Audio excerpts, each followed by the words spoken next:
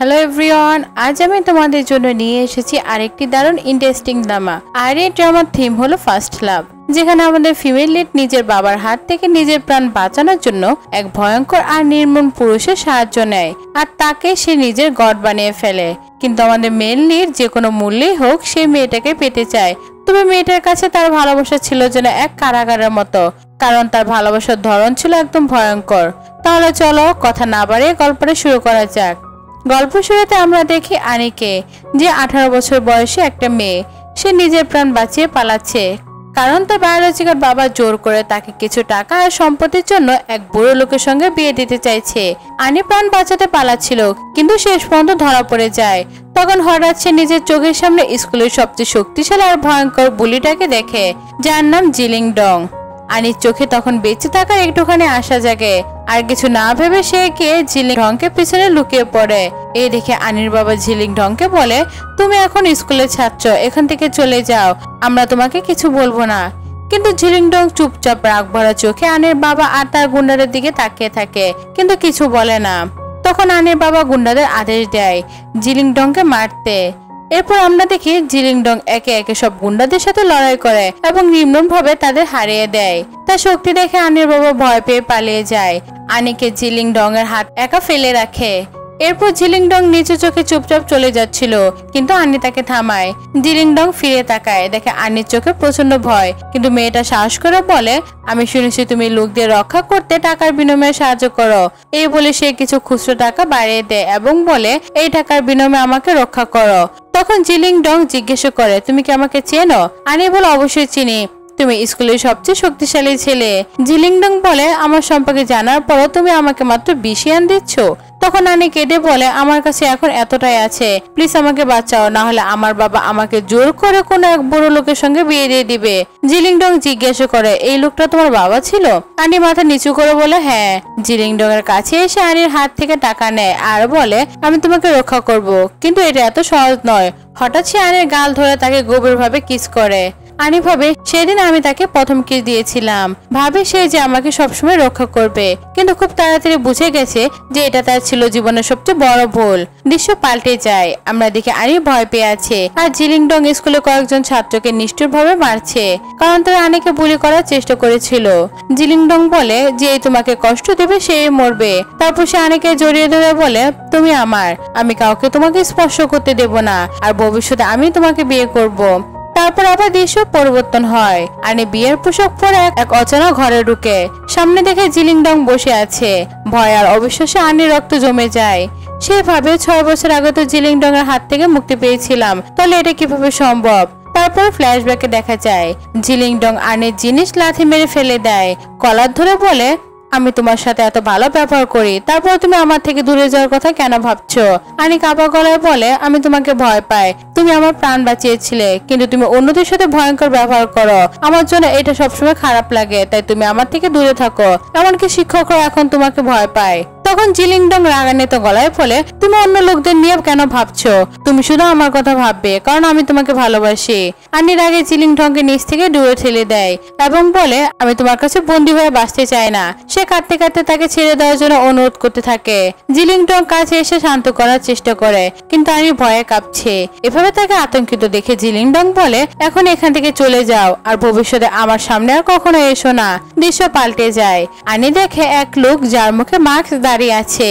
সেভাবে হয়তো ভুল করে জিলিং ডংকে অন্য কেউ জিশিয়ান ভেবেছে।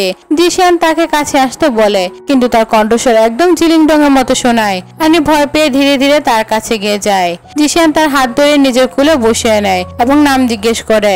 আনি মনে পড়ে যায় তার সৎবোন আর তার বাবা বলেছিল নিজের জন্য একটি ভুয়া পরিচয় বানাতে, তাই সে জিশিয়ানকে নিজের নাম বলে রো। কিন্তু জিশিয়ানের টোন শুনে আনি বুঝে যায়, সে জানে আনি মিথ্যা বলছে। আনি কিছু বোঝানোর আগে জিশিয়ান জোর করে তাকে কিস করে। আনির কাছে সে কিসটা ছিল জিলিং ঢং এর মতো লাগে।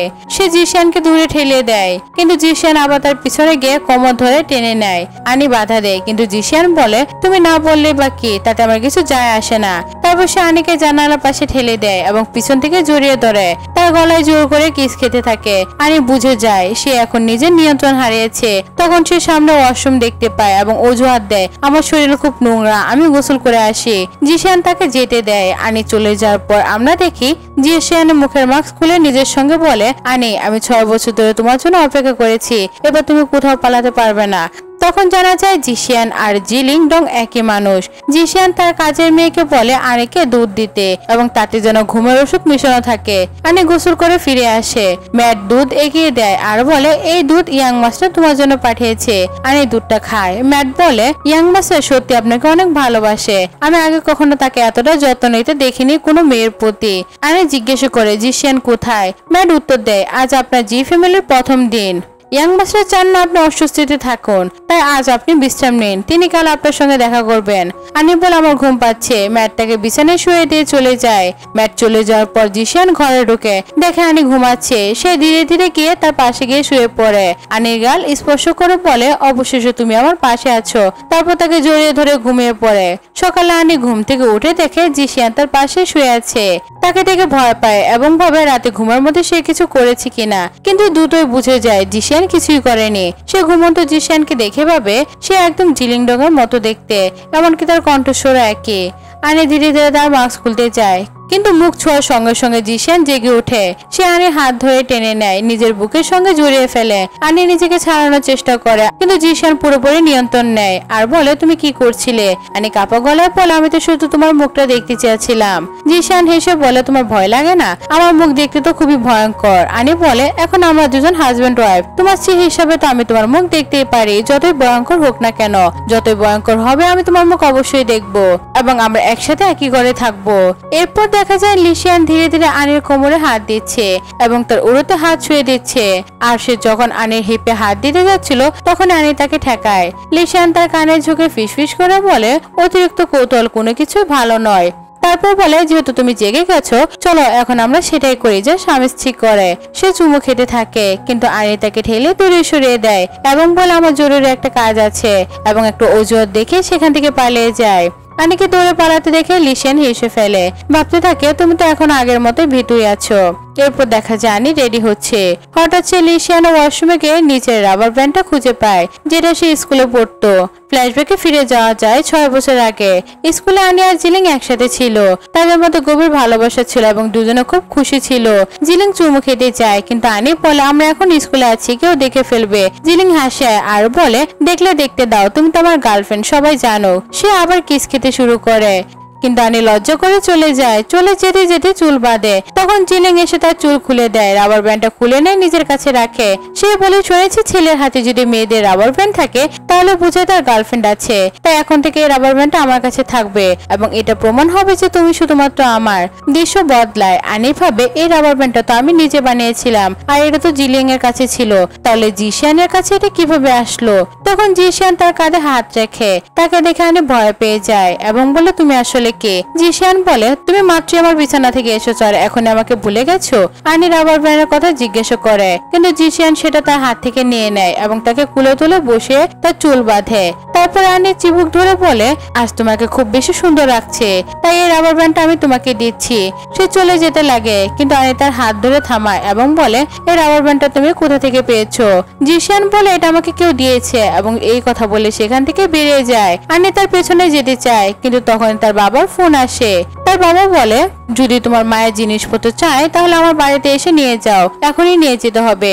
আনি বিশ্বাস করতে পারে না যে লোভী ভাবে এতদিন ধরে মায়ের জিনিস দেয়নি সে আজ দিতে রাজি। সে তাড়াতাড়ি তৈরি হয়, বেরিয়ে পড়ে মায়ের জিনিস নিতে। আনিকে এত তাড়াহুড়া করে যেতে দেখে জিশান তার পিছু নেয়, কারণ সে আনির বাবার উপর একদমই ভরসা করে না। আনি যখন নিজের পুরনো বাড়ির সামনে পৌঁছায় তার মনে পড়ে যায় প্রথমবার সে জিলিং ডংয়ের সঙ্গে এখানে দেখা করেছিল।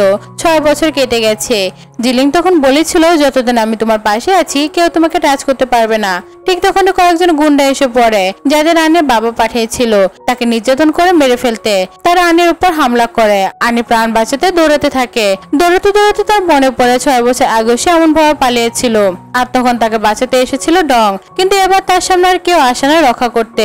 ঠিক তখন সে নিজের সামনে জিশিয়ানকে দেখতে পায় আর বলতে শুরু করে আজ সবকিছু ঠিক সেই রকম হচ্ছিল যেমনটা 6 বছর আগে হয়েছিল। তারপর জিশিয়ান আনিকে রক্ষা করার জন্য তার পিছনে সরিয়ে দেয় এবং একে একে সব গুন্ডাদের সাথে লড়াই করে। জিশিয়ানকে এভাবে লড়াই করতে দেখে আনি খুব ভয় পেয়ে যায় এবং ভাবতে থাকে এরকম তো জিলিং ডং আমার জন্য লড়াই করেছিল। এই মানুষ দুটাকে একদম একই রকম লাগছে, কিন্তু এটা কিভাবে সম্ভব? তারপর দেখা যায় জিশিয়ান সব গুন্ডাদের খুব খারাপ ভাবে শাস্তি দেয় এবং আনির কাছে এসে তার গালে হাত রেখে বলে, ভয় পেও না, আমি যতক্ষণ তোমার সামনে আছি তোমাকে কেউ আঘাত করতে পারবে না।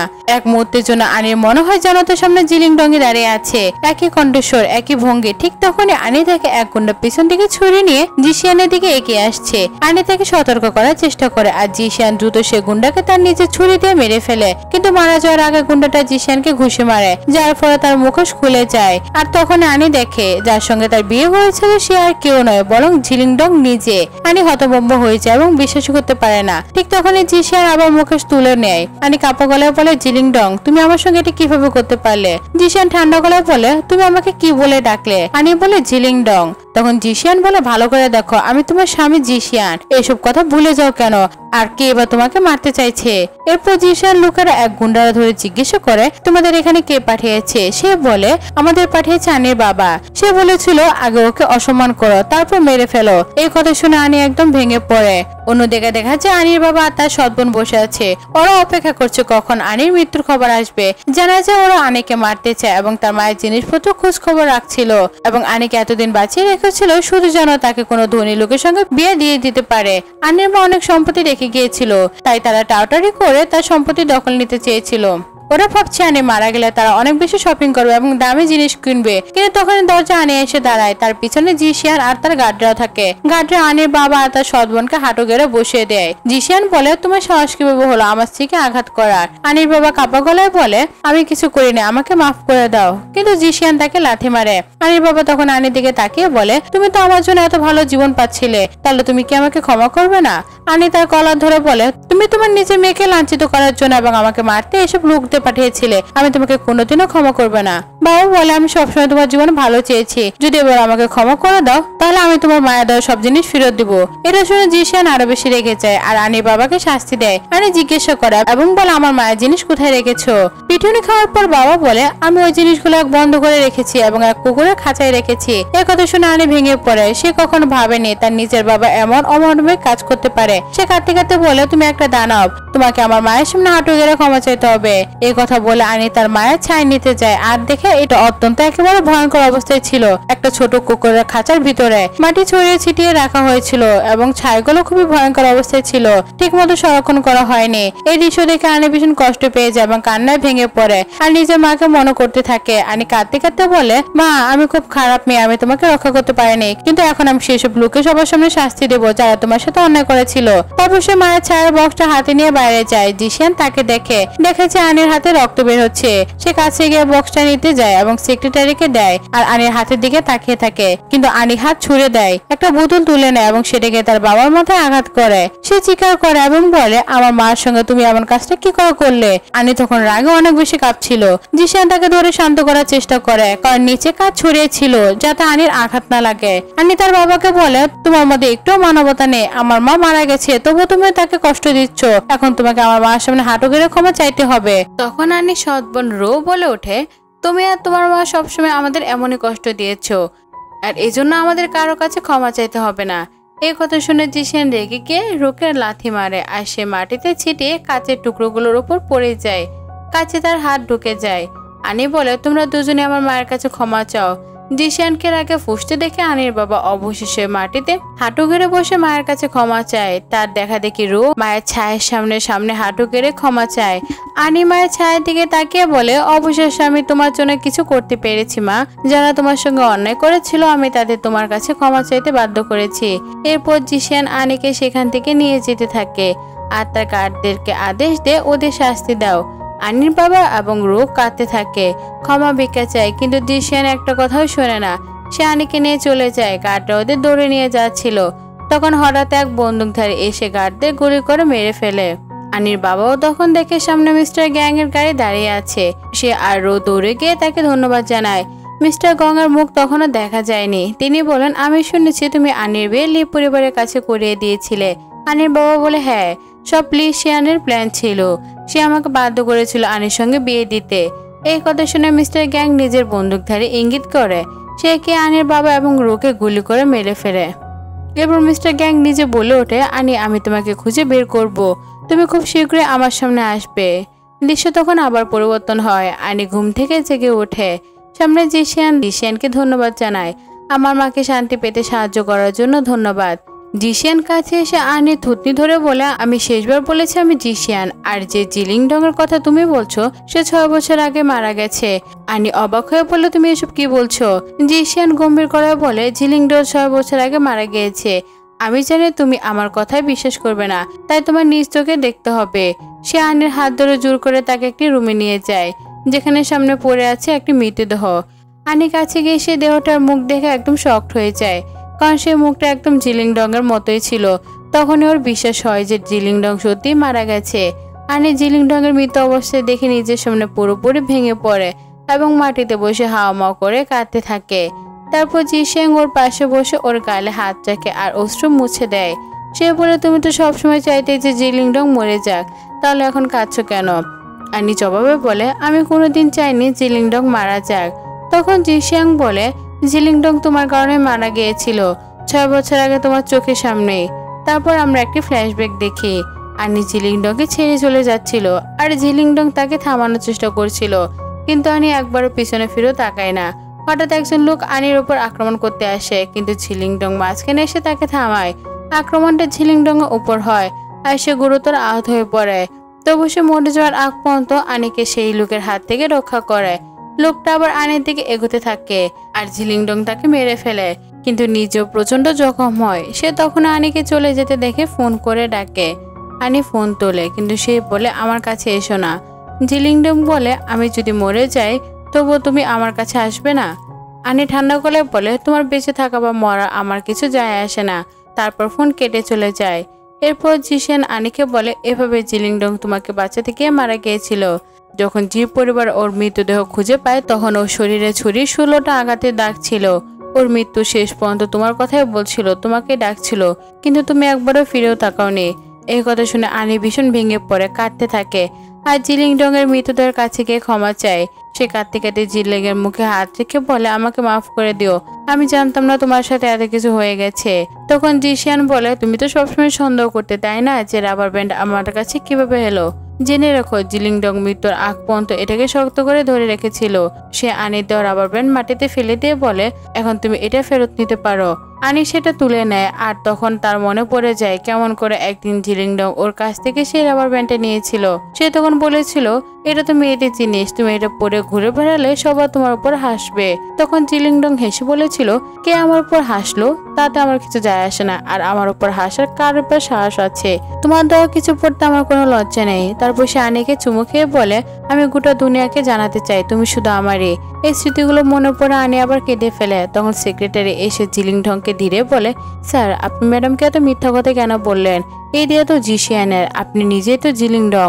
জিলিংডং তাকে চুপ থাকতে বলে আর দেখ আনি কান্না করতে করতে অজ্ঞান হয়ে গেছে। তখন সে আনিকে কোলে তুলে নিয়ে বিছানায় শোয়ায় আর ডাক্তারের জন্য পাঠায়। সে আনিকে কোলে তুলে নিয়ে বসে থাকে এবং জড়িয়ে ধরে। কিছুক্ষণ পর একটু জ্ঞান ফিরে এলে ওর মুখে হাত রেখে বলে, জিলিংডং, তুমি ফিরে এসেছো। যদি তুমি আমাকে বকতে চাও তাহলে বকতে পারো। আমি সত্যি খুব খারাপ মানুষ, আমি তোমার সাথে অনেক খারাপ করেছি, কিন্তু তখন আমার আর কোনো উপায় ছিল না। সেদিন যখন তুমি আমাকে ফোন করেছিলে আমার বাবা আমাকে ব্ল্যাকমেল করছিলেন। আমার বাবা আমাকে বলেছিলেন যদি তুমি আমার কাছে ফিরে না আসো তাহলে তোমার মায়ের অস্থিগুলো আমি ড্রেনে ফেলে দেবো। তাই আমি চাইলেও তোমার দিকে ফিরে তাকাতে পারিনি। তুমি এতটা আহত হয়েছিলে সেটা আমি জানতাম না। আমি ভীষণ ভয় পেয়ে গিয়েছিলাম, দয়া করে আমাকে ক্ষমা করে দাও। তারপর জিলিং আনিকে শক্ত করে জড়িয়ে ধরে বলে, আমি এতদিন তোমাকে ভুল বুঝেছিলাম, ভেবেছিলাম তুমি আমার থেকে মুক্তি পেতে চাও, তাই চলে গিয়েছিলে। আনি বলে, আমি কখনো তোমাকে ছেড়ে যেতে চাইনি। আমি জানি তুমি আমার প্রতি আসক্ত ছিলে, কিন্তু আমিও তোমাকে ভীষণ ভালোবাসতাম। এটা শুনে জিলিং আনিকে কিস করে। ঠিক তখনই সেক্রেটারি ডাক্তার নিয়ে আসে। জিলিং আস্তে করে আনিকে বিছানায় শোয় আর বাইরে চলে যায়। বাইরে এসে সেক্রেটারি জিজ্ঞেস করে, স্যার কি হয়েছে? জিলিং বলে, আমি 6 বছর ধরে আনিকে ভুল বুঝে এসেছি। আনি আমাকে ছেড়ে যায়নি, বরং 6 বছর ধরে সে সবকিছু সহ্য করেছে। তখন সেক্রেটারি বলে, তাহলে আপনি ম্যাডামকে সত্যি বলেন না কেন? জিলিং বলে, এখন কিছু বলে লাভ নেই, কারণ আমি তো যাই হোক মরতেই চলেছি। আনি ভাবে আমি মারা গেছি, ওর জন্য সেটাই ভালো। যদিও জানতে পারে আমি বেঁচে আছি তাহলে ওর কষ্ট আরো বাড়বে। সেক্রেটারি বলে, কিন্তু স্যার এটা আপনার জন্য কতটা কষ্টকর। ম্যাডাম আপনার কাছেই থাকবে, তবু কখনো আপনার হয়ে উঠবে না। জিলিং বলে, যতক্ষণ আনি সুখে আছে ততক্ষণ আমার কিছু যায় আসে না। তারপর সে আনির ঘরে যায়। ডাক্তার বলে, ম্যাডাম খুব দুর্বল, তাকে ঠিক মতো খাওয়া দাওয়া করাতে হবে, না হলে অবস্থা খারাপ হয়ে যাবে। ঝিলিং আনির পাশে বসে ওর মাথায় হাত বুলিয়ে ক্ষমা চায়। কিছুক্ষণ পর আনি জ্ঞান ফেরে আর সামনে জিলিং ডংকে বসে থাকতে দেখে। তখন আনি ভাবে জিলিং ডং তো মারা গেছে, এটা নিশ্চয়ই জিশিয়ান। জিলিং ওর জন্য ওষুধ নিয়ে আসে, কিন্তু আনি খেতে চায় না। তখন জিলিং ওর হাতে বালা পরিয়ে দেয় আর দেখে আনি কাঁদছে। সে জিজ্ঞেস করে, তুমি এখনো জিলিং ডং এর মৃত্যুর জন্য অপরাধ বোধ করছো, তাই না? আনির চোখে জল মুছে বলে, মিস্টার জিশিয়ান, আপনি কি আমাকে জিলিং ডং সম্পর্কে আরে কিছু বলবেন? আমি এর সম্পর্কে কিছুই জানি না, কিন্তু এখন আমি সব জানতে চাই। আমি জানতাম না সে আমার জন্য নিজের জীবন দিতেও রাজি ছিল। তখন সে বলে, জিলিং ডং একটা ডায়েরি লিখেছিল যেখানে তোমাকে নিয়ে সবকিছু লেখা আছে। যদি তুমি আমাকে খুশি করো আমি সেই ডায়েরিটা তোমাকে দিতে পারি। আনি তার কাছে গিয়ে একটা চুমু খায় আর জিলিং ডং ওকে গভীরভাবে কিস করতে থাকে। তারপর আনি জিজ্ঞাসা করে, তুমি কি সন্তুষ্ট? ঝিলিং ওর থুতনি ধরে বলে, না। আনি বলে, তাহলে কি করলে তুমি সন্তুষ্ট হবে? ঝিলিং বলে, আগে তুমি ওষুধ খাও। আনি ওষুধ খায়। তখন ঝিলিং ওকে একটা ডায়েরি দেয় যেটা সে বহু বছর আগে লিখেছিল। সে বলে, যদি তুমি আমার সব কথা মতো চলো তাহলে আমি তোমাকে 1 পৃষ্ঠা করে পুরো ডায়েরিটা পড়তে দেব। তারপর সে আনিকে একটা পৃষ্ঠা দিয়ে ঘর থেকে বেরিয়ে যায়। আনি সে পৃষ্ঠা পড়ে জানতে পারে যখন সে স্কুলে ছিল তখন কিছু সহপাঠী ওর সঙ্গে প্ল্যান করেছিল। তারা আনির লাঞ্চ বক্সে একটি মৃতদেহের প্রাণ রেখেছিল যাতে আনি খেতে পারলে সেটার কথা মনে পড়ে এবং না খেয়ে কষ্ট পায়। কিন্তু জিলিং এটা জানতে পারে তাদের নির্মমভাবে শাস্তি দিয়েছিল। আনি আগে এসব জানতো না, তাই সে সবকিছু জিলিংকে ভুল বুঝতো। ভেবেছিল সে একজন শক্তিশালী বুলির মতো মানুষ, কিন্তু এখন আনি বুঝতে পারে জিলিং আসলে এসব করেছিল তাকে বাঁচানোর জন্য, যাতে সে না খেয়ে না থাকে। এটা মনে করে আনি ভীষণ কষ্ট পায়। তারপর আনি আরো জানতে পারলে জিলিং সবসময় তার জন্য খাবার নিয়ে আসতো যাতে সে কখনো না খেয়ে থাকে। সেভাবে জিলিং আমার কথা এত ভাবতো, এত যত্ন নিত, অথচ আমি তার প্রতি কিভাবে আচরণ করতাম। তারপর একটি ফ্ল্যাশব্যাক দেখা যায়। জিলিং এসে আনির জন্য খাবার নিয়ে আসে, কিন্তু আনি খেতে চায় না। তখন জিলিং মায়া করে বলে, যদি খেতে মন না চায় তবে অন্তত এই দুধটা খাও। আনি ওর হাত থেকে দুধটা নিয়ে খায় আর জিলিং তাকে দুধ খেতে দেখে। আনি দেখে জিলিং ওর দিকে তাকিয়ে আছে, তাই জিজ্ঞেস করে কি হলো, কিন্তু জিলিং কোনো উত্তর দেয় না, বরং তাকে নিজের দিকে টেনে এনে চুমু খায়। এরপর আনি ডায়েরিতে পড়ে দেখে জিলিং লিখছে, আমার সবচেয়ে বড় ইচ্ছা হলো।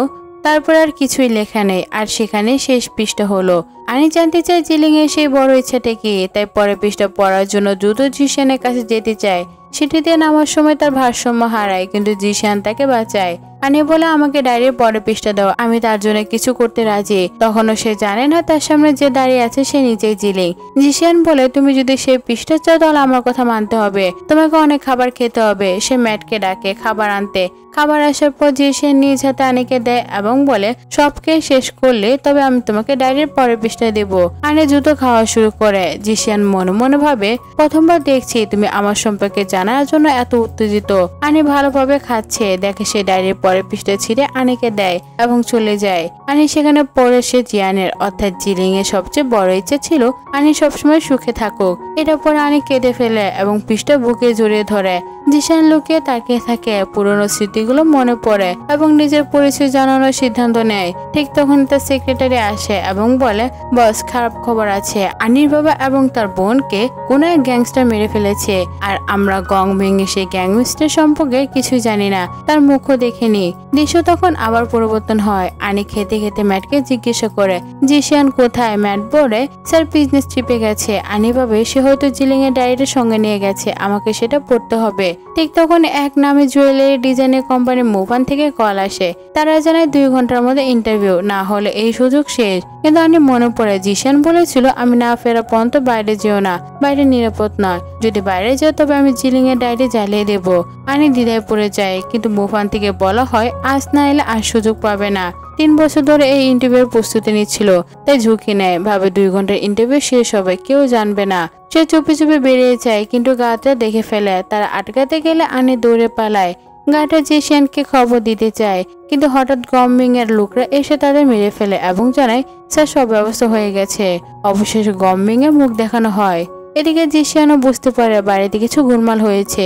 2 গার্ড মৃত, আনি নিখোঁজ। সে সঙ্গে সঙ্গে সেক্রেটারিকে বলে আনির লোকেশন খুঁজে বের করতে। এরপর আমরা দেখি জিশিয়ান তার লোকদের সবকিছু বাতিল করতে বলে এবং নিজে সোজা ওদিকে যাওয়ার সিদ্ধান্ত নেয়। আনি ইন্টারভিউ দিতে পৌঁছায়, সেখানে শুনতে পাই সবাই গংমিনের সমালোচনা করছে, বলে গংমিং তো খুব রাগী মানুষ। ঠিক তখনই গংমিনের সামনাসামনি এসে দাঁড়ায়। আনি মনে করে সে আগের জন্য এই লোকটার সঙ্গে কোথাও দেখা করেছে। গংমিং মনে মনে ভাবে অবশেষে আনি তুমি এখানে এসেছো। গংমিং মুফান কোম্পানির চেয়ারম্যান হয়েও আনি ইন্টারভিউ নিজেই নেই। সে আনির দিকে তাকিয়ে বলে তুমি একদম পারফেক্ট মতো দেখাচ্ছ। আনি বুঝতে পারে না এবং জিজ্ঞাসা করে মানে, কিন্তু গংমিং বিষয়টা এড়িয়ে যায় এবং আনিকে খুব বেশি বেতনের প্রস্তাব দেয়। এই অস্বাভাবিক প্রস্তাব শুনে আনি বলে আমাকে নিয়ে মজা করো না, আমি নতুন, তাই এত টাকা প্রস্তাব তুমি কিভাবে দিতে পারো। গংমিং শান্তভাবে বলে আমি মজা করছি না, যতদিন তুমি মুফান কোম্পানির ভেতরে গং পরিবারের অধীনে থাকবে তুমি যত টাকা চাও তাই নিতে পারবে, শুধু আমার সঙ্গে এসে থাকতে হবে। ঠিক তখনই সেখানে জিশিয়ান এসে হাজির হয়। আনি তাকে গংমিং এর সঙ্গে পরিচয় করে দিতে চায়, কিন্তু জিশিয়ান আনিকে টেনে নিজের দিকে নিয়ে যায়। সে গংমিং এর দিকে তাকিয়ে আগে বলে তোমার সাহস কি করে হলো আনির দিকে তাকানোর। গংমিং ঠান্ডা গলায় বলে আমি কেন তাকাবো না। জিশিয়ান আনিকে নিয়ে বেরোতে যায়, কিন্তু গংমিং থামিয়ে দেয়। তুমি ভুলে গেছো এটা গং পরিবারের এলাকা, আমার অনুমতি ছাড়া তুমি তাকে এখান থেকে কোথাও নিয়ে যেতে পারবে না। গংমিং নিজের কাজদেরকে ডাকে, জিশিয়ান তার লোকদের ডাকে। পুরো পরিবারের উত্তেজনায় ভরে ওঠে। আনি হতভম্ব হয়ে যায়, সে কিছুই বুঝতে পারে না।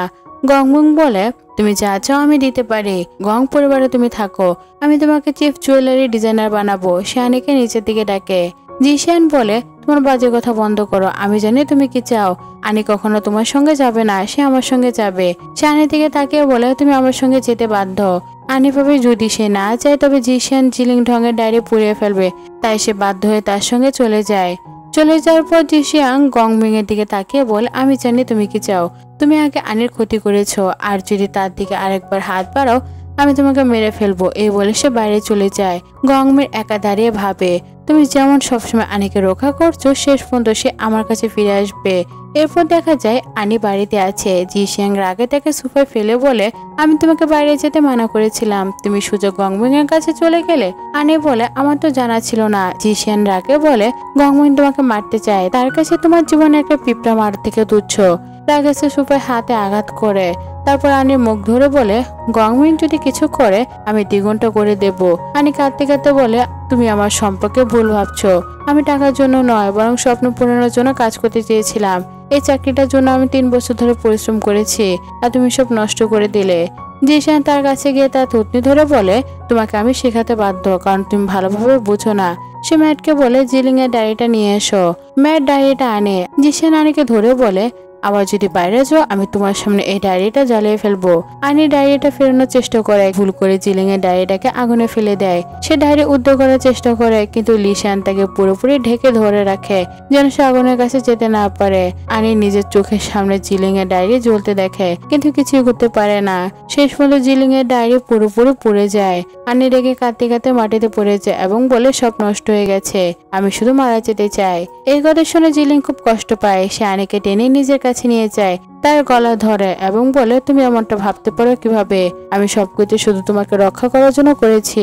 গং পরিবার তোমাকে মারতে চেয়েছে। এরপর সে আনিকে ভালোভাবে সোফায় বসে এবং বলে 6 বছর আগে গং পরিবার তোমাকে হত্যা করার জন্য পাঠিয়েছিল। আনি লিশানকে জিজ্ঞেস করে গংমিন আমাকে কেন মারতে চাইবে। লিশান বলে আমি এই সময় সবকিছু বলতে পারছি না, শুধু আমার কথা মানো এবং গংমিন থেকে দূরে থাকো। তারপর সে আনি থেকে ক্ষমা চেতে থাকে এবং বলে জিলিং এর ডায়েরিটা আগুনে পোড়ানো ঠিক হয়নি, আসলে এটা আগুনে পড়েছে আনির হাতে লাগার কারণে, আমি চাইনি তুমি আরো বেশি কষ্ট পাও। এরপরে দৃশ্য পরিবর্তন হয়। জিলি আনিং এর কাছে আসে এবং তাকে প্রস্তুত হতে বলে তার বাবার জন্মদিন পার্টির জন্য। জিলিং বাইরে গিয়ে আনি গাড়িতে বসে এবং অপেক্ষা করছে। আনি সুন্দরভাবে প্রস্তুত হয়ে আসে এবং লিশান তাকে তাকিয়ে দেখে। আনি গাড়িতে বসে লিশানকে জিজ্ঞাসা করে ডিনার তো রাতের, আমাদের দুপুরে কেন প্রস্তুত হতে হবে। লিশান বলে তোমাকে কে বলেছে আমরা ডিনারে যাচ্ছি, আমরা অন্য কোথাও যাচ্ছি। এরপর লিশান আনিকে সারপ্রাইজ দিয়ে একটি জুয়েলারি স্টুডিওতে নিয়ে যায়। আনি তার স্বপ্ন পূরণ করতে চেয়েছিল, কিন্তু লিশান তার নিরাপত্তার কারণে বাইরে যেতে দিতে পারছিল না। তাই সে রাতারাতি রাজধানীর সবচেয়ে বড় জুয়েলারি স্টুডিও কিনে নেয়, সাথে একটি অতি মূল্যবান জুয়েলারি কালেকশনও। লিশান আনিকে বলে, এই সবকিছু তোমার, আমি চাই তুমি নিজের স্বপ্ন পূরণ করো, কোনো বাধা ছাড়াই। তিনি আনির হাত ধরে একটি করে সব জুয়েলারি দেখায় এবং জিজ্ঞেস করে, তুমি আমাকে এগুলো ব্ল্যাক স্টোরি বলবে। আনি প্রতিটি জুয়েলারি গল্প শোনায়। এক জুয়েলারির কাছে এসে বলে, এটি একটি প্রিন্সেসের জুয়েলারি, যা প্রথম দেখা প্রেমে পড়ার প্রতীক। লিশান সেটি পরে দেয় এবং তার সঙ্গে রোমান্টিক ভাবে নাচের জন্য জিজ্ঞেস করে।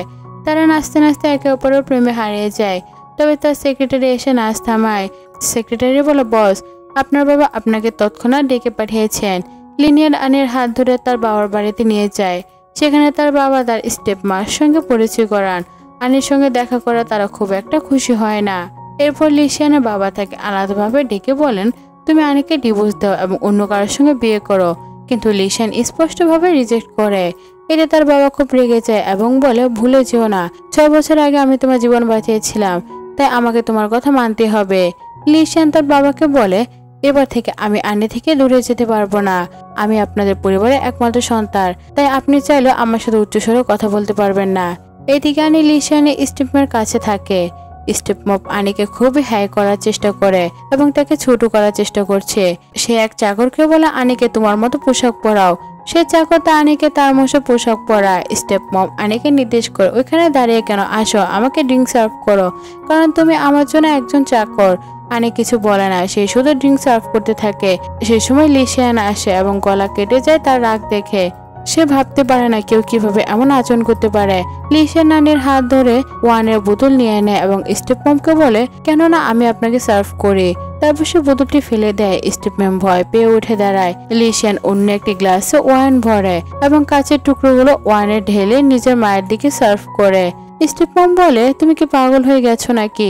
নিজেকে দেখো তুমি কি করছো। লিশান উত্তর দেয়, যদি কেউ আমার স্ত্রীকে অসম্মান করার চেষ্টা করে, আমি তার সাথে এমনই আচরণ করব। এরপর সে স্টেপমমের মাথার উপরে গ্লাস উল্টে দেয়।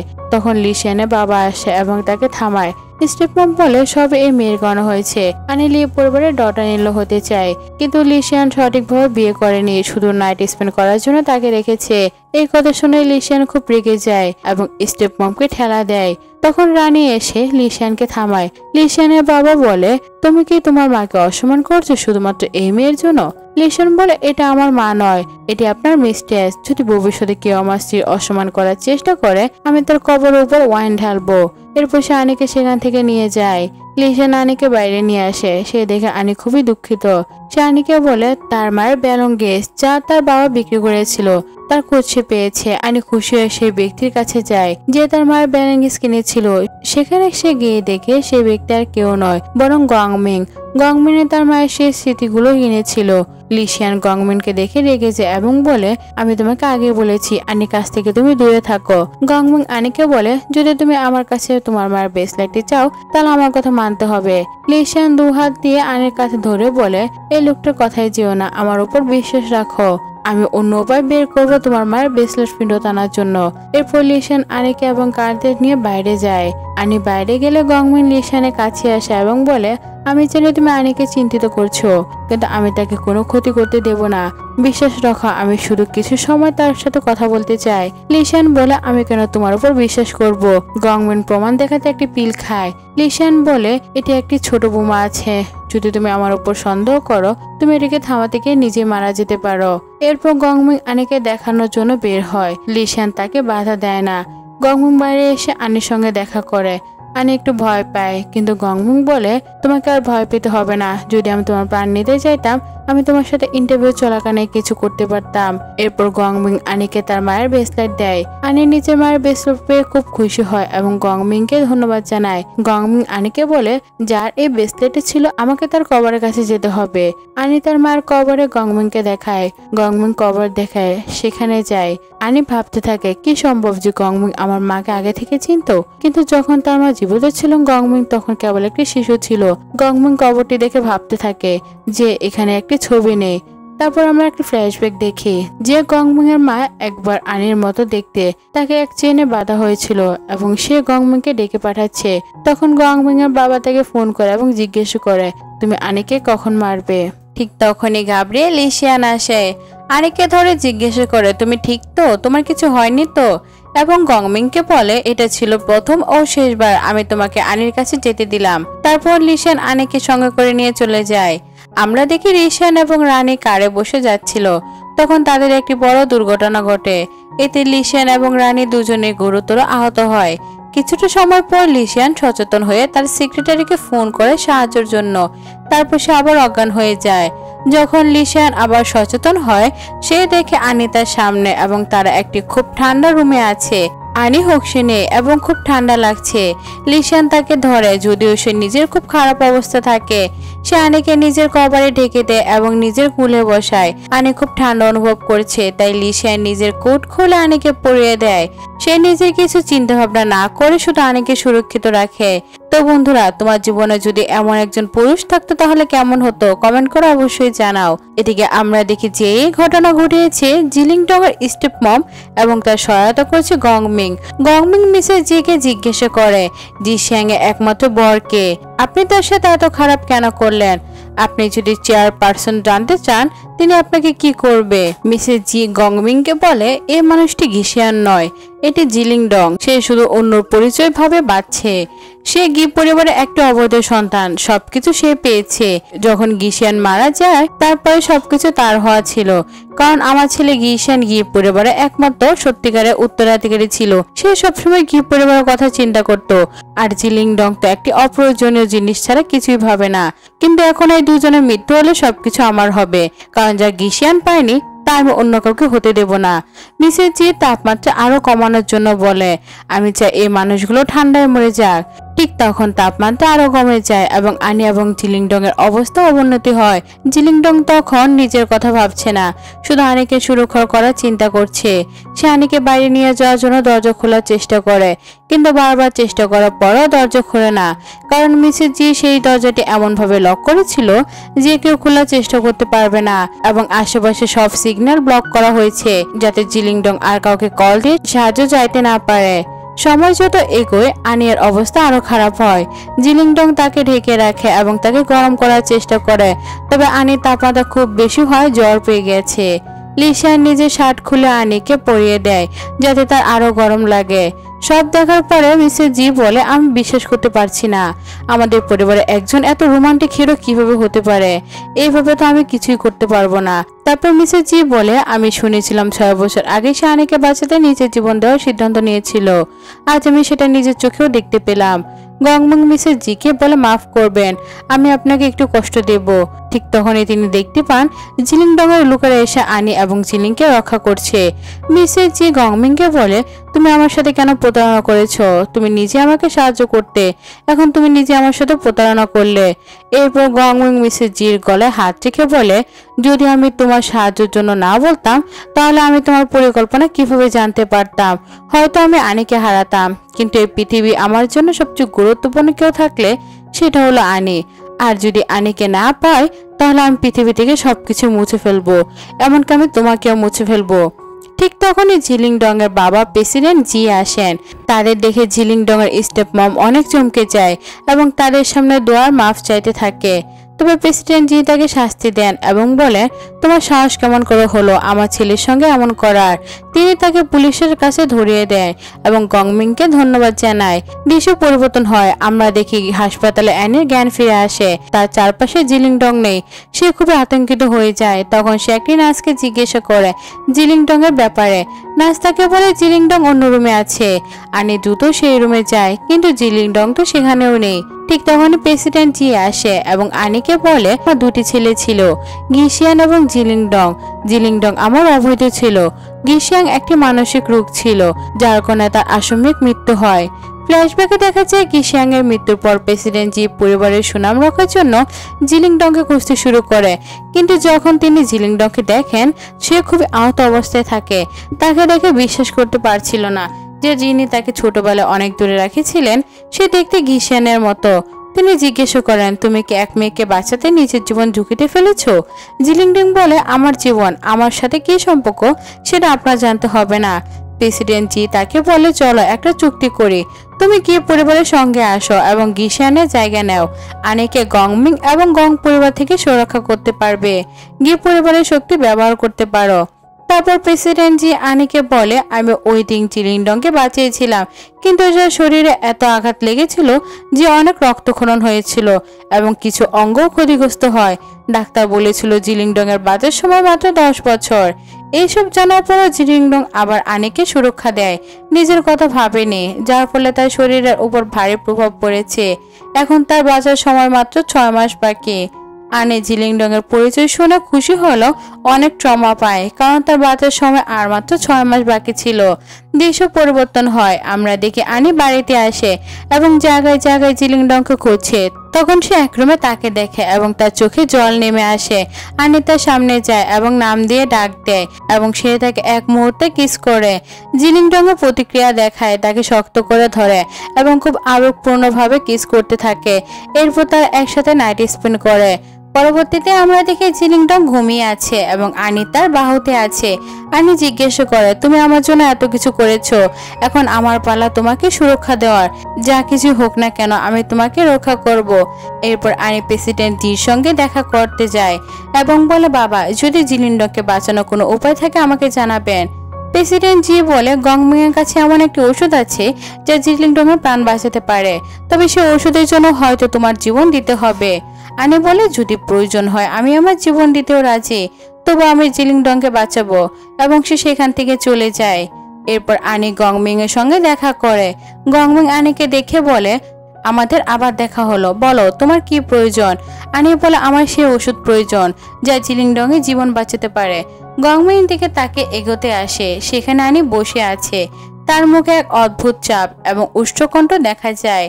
তারপর গংমিং তার দিকে ঝুঁকে তার গাল স্পর্শ করে বলে যদি তোমার সে ওষুধ দরকার হয় তবে আমি যা বলবো তোমাকে ঠিক তাই করতে হবে।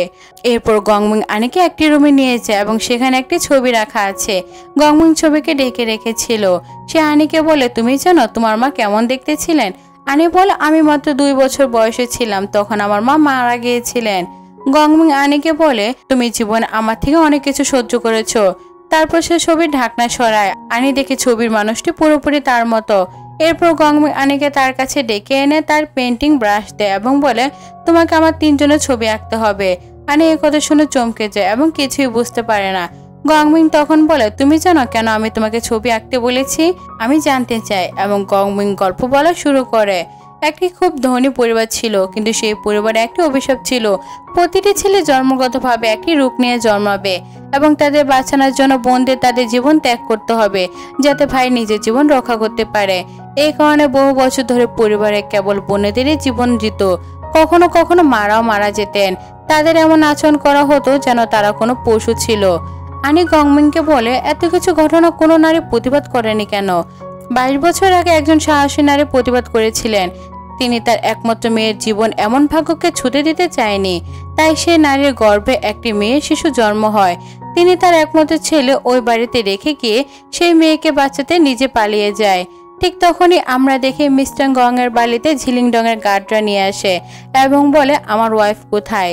গংমিং আনিকে বলার জন্য মুখ খুলতে যাচ্ছিল যে এরপর কি হয়, ঠিক তখনই আলিং জিলিংডং এর কণ্ঠ শুনতে পায়। সে জিলিংডং এর কাছে যেতে চায়, কিন্তু গংমিং তাকে থামায়, তার হাত ধরে বলে তুমি এই ছবি শেষ করো। গংমিং আনিকে চেয়ারে বসায় এবং বলে চিন্তা করো না, আমি নিচে গিয়ে জিলিংডং এর খেয়াল রাখবো, তুমি শুধু তোমার ছবিতে মনোযোগ দাও এবং এটাকে শেষ করো। আনি বলে জিলিংডং ইতিমধ্যে খুব অসুস্থ, দয়া করে তাকে কিছু করো না। আনি এবং জিলিংডং এর উদ্যোগ দেখে গংমিং মনে মনে ভাবে আনি কেবল জিলিংডং এর কথা ভাবছে, আসল অসুস্থ ব্যক্তি কিন্তু আমি। এরপর গিমিং সেখান থেকে চলে যায়, কিন্তু নিচে গিয়ে দেখে জিলিং তার গার্ডদের সাথে খুব রাগে আছে। জিলিং গংমিংকে বলে তুমি এখনই আনিকে ফেরত দাও। গংমিং বলে আমি অনেক দিন ধরে তোমার জন্য অপেক্ষা করেছিলাম, এখন আনি অবশেষে আমার কাছে এসেছে, তাকে তোমার কাছে কিভাবে ফেরত দেই। যেহেতু আনি গং পরিবার অন্তর্গত, তাই ভালো হবে যদি সে আমার কাছে থাকে। এরপর জিলিং গংমিং এর মাথায় বন্দুক ধরে এবং চূড়ান্ত সতর্কতা দেয়।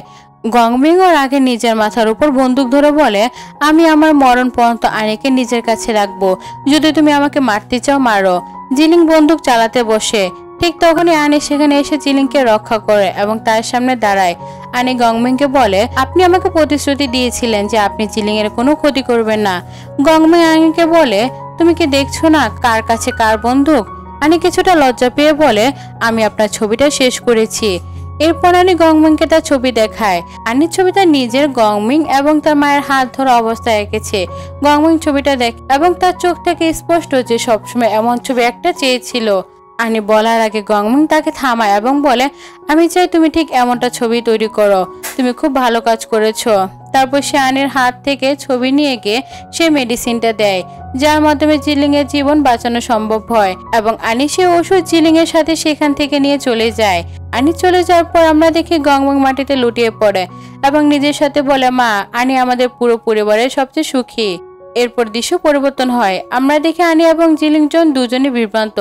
তারা ভাবছে গংমিং শুধু ছবি আঁকার জন্য বলেছিল আর তার বিনিময়ে এত গুরুত্বপূর্ণ একটা ওষুধ দিল।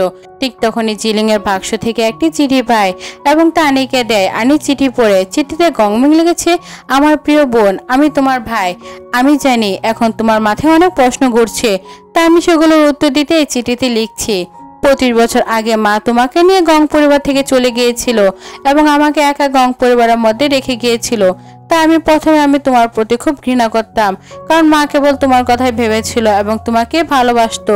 যখন গং পরিবার তোমার উপর আক্রমণ করেছিল আমি সব জানলেও কিছু বলিনি, কিন্তু যখন আমি জানতে পারি জিলিং নিজের জীবন বাঁচিয়ে রেখে তোমার জীবন বাঁচিয়েছে, আমি খুব কৌতূহল হয়ে ওঠে এবং ভাবতে শুরু করি কেউ কিভাবে নিজের জীবন না চিন্তা করে অন্য জীবন বাঁচাতে পারে এবং তা এত ভালোবাসা দেখায়।